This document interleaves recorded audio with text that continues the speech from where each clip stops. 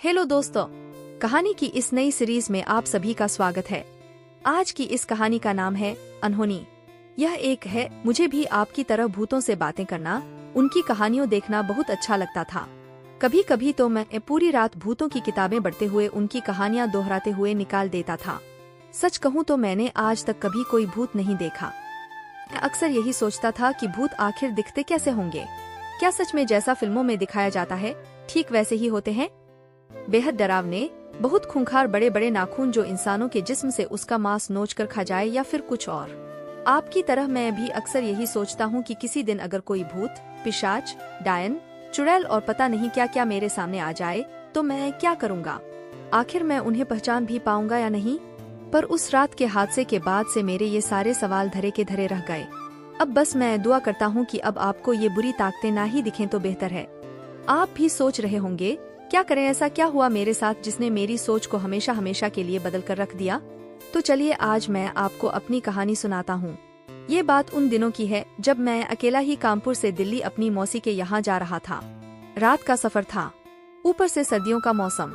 इस पर भी मैंने अपने लिए खिड़की वाली सीट बुक की थी। उस दौरान मेरी उम्र 23 साल की थी। मुझे बहुत अच्छे से याद है कि मैं खिड़की की सीट से अपना चेहरा बाहर निकालकर सर्दियों का मजा ले रहा था और बाकी मौजूद पैसेंजर अपनी नींद का। तभी अचानक ही बस ड्राइवर ने जोर की ब्रेक लगा दी। मैं खिड़की से गिरने को ही हो गया। अबे क्या पीकर चला रहा है?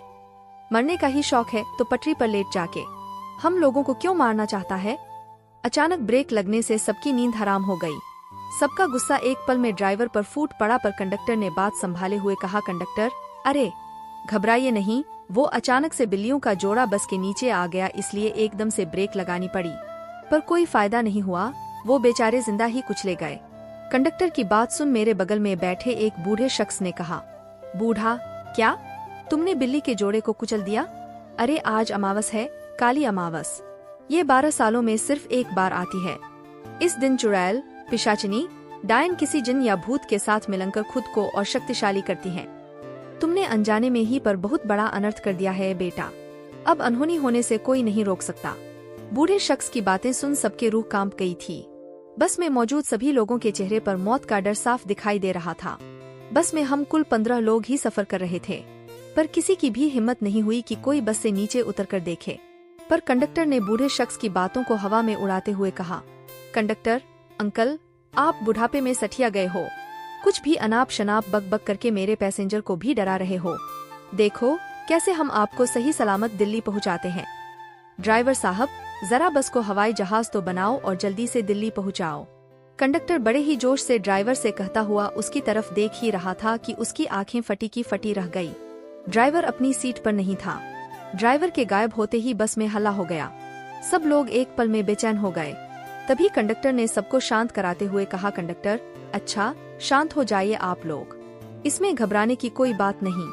जब कभी बस रुकती है तो ड्राइवर साहब बिना बताए हल्के होने चले जाते हैं। इसमें डरने वाली कोई बात नहीं है। वैसे भी मैं इतनी बस तो चला ही लेता हूँ कि आप लोगों को सही सलामत दिल्ली पहुँचा दूँ, पर पहले ड्राइवर साहब को ढूंढता हूँ। इतना कहकर कंडक्टर गाड़ी से उतरने ही वाला होता है कि मेरे बगल में बैठे बूढ़े शख्स ने कंडक्टर को चेतावनी देते हुए, बूढ़ा सुना नहीं कंडक्टर, बाहर मत जाओ। ड्राइवर अब कभी वापस लौटकर नहीं आने वाला, और अगर तुम भी बस से उतर गए तो तुम्हारा भी वही हाल होगा जो तुम्हारे ड्राइवर का हुआ है, फिर कभी नहीं मिलोगे। बूढ़े शख्स के इतना कहने पर भी कंडक्टर ने उसकी एक नहीं सुनी और बेफिक्र ही बस से उतरकर ड्राइवर को आवाजें लगाने लगा, कंडक्टर, ड्राइवर साहब कहाँ हैं आप? ड्राइवर साहब अब चलिए यार, पैसेंजर परेशान हो रहे हैं। जंगल के बीचों बीच बस रोक के कहाँ गायब हो गए? कंडक्टर चीख चीख कर ड्राइवर को आवाजें लगा रहा था। उसकी चीखों की गूंज ड्राइवर पूरे जंगल में गूंज रही थी। एक तो शरद रात, ऊपर से डर का खौफ। ये मेरी जिंदगी का पहला लम्हा था जब मुझे यकीन हो गया था कि जरूरी नहीं कि हर बार डर आपके सामने कोई चेहरा लेकर आए। कहते हैं जब डर हवा में घुल जाता है तो हर एक सांस कीमती लगने लगती है। ऐसा ही कुछ हमारे साथ भी हो रहा था। सबकी सांसें डर के बारे गर्म हो गई थी कि तभी कंडक्टर की एक चीख ने सबका खून जमा दिया। सब लोग खिड़की से बाहर देखने लगे थे, पर किसी को भी कंडक्टर दिखाई नहीं दिया। भी अचानक से कंडक्टर का सिर बस के शीशे को तोड़ता हुआ किसी फुटबॉल की तरह हम सबके बीच आ गिरा। कंडक्टर का कटा सिर देख सबके पैरों तले जमीन खिसक गई। सब लोग डर के मारे चीखने लगे थे। सच कहूँ तो एक पल को कंडक्टर के कटे सिर में मुझे मेरा सिर दिखाई दे रहा था और अभी तो अनहोनी की शुरुआत भर थी। कंडक्टर के मरते ही बस के आसपास काले साए मंडराने लगे थे। अजीब अजीब सी आवाजें कान को छीनने लगी थीं। डायन, तुम लोगों ने हमें मार दिया था, हम तुम में से किसी को जिंदा नहीं छोड़ेंगे। जिन्नात, हमारा मिलन तुम लोगों की वजह से अधूरा रह गया, तुम्हें उसकी सजा मिलकर रहेगी। आवाजें सुनकर साफ पता चल रहा था कि बूढ़े शख्स का कहा एक एक लफ्ज बिल्कुल सही था। एक डायन और जिंदात बस के चारों ओर मंडरा रहे थे। मैं उन्हें अंधेरे साये में भी साफ देख सकता था। डायन और जिन्नात की आंखों में बदले की आग साफ छलक रही थी। वे दोनों हमारे खून के प्यासे ही बस के दोनों ओर घूम रहे थे। फिर एक पल तो ऐसा आया कि डायन की चीख से बस के सारे शीशे टूट लोगों के जिस्म में जा घुसे। किसी का गला कट गया था तो किसी की छाती। एक और जो लोग आधे मरे थे वो डर के मारे बस से बाहर निकलकर सुनसान जंगल की ओर दौड़ पड़े।